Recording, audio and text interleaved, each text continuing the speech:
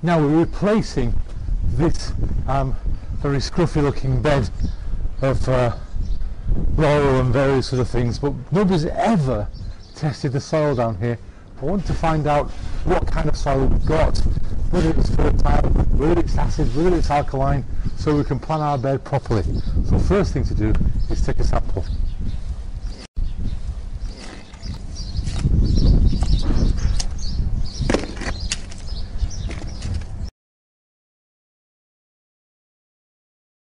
Now, while you're at it, there's one really important test that you can do, and that is to see if you can ball your soil.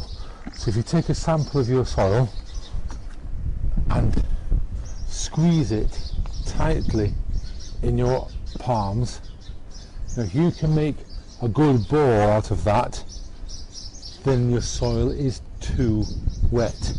If it's dripping, obviously it's too wet, but this is just too wet. It's making a ball. What you want is for that to kind of stick together, but to crumble. Now we've got our sample. Let's stick it inside because it's freezing out here. Now, why do we test for pH? Well, pH is a measure of the acidity in the soil.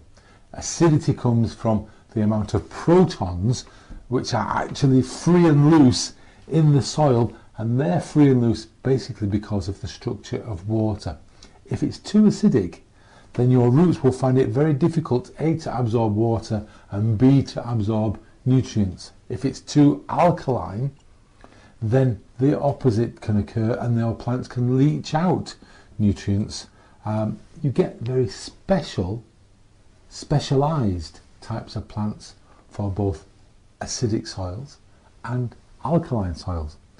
On the whole, you want it bang in the middle, a pH 7.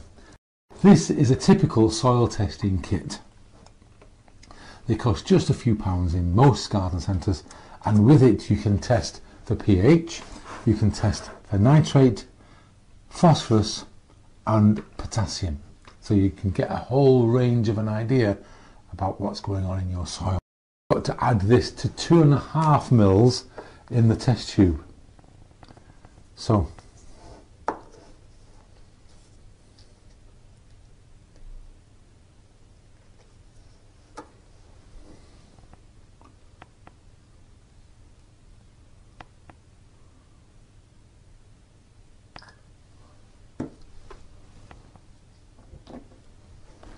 on goes the lid, and you give it a good shake.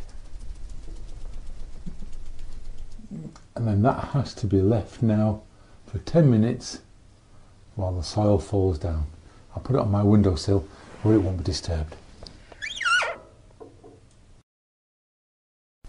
This kit comes with a series of charts, and this is the pH chart, and we are going to read off the colour of our sample against the chart, and you can pretty much see quite easily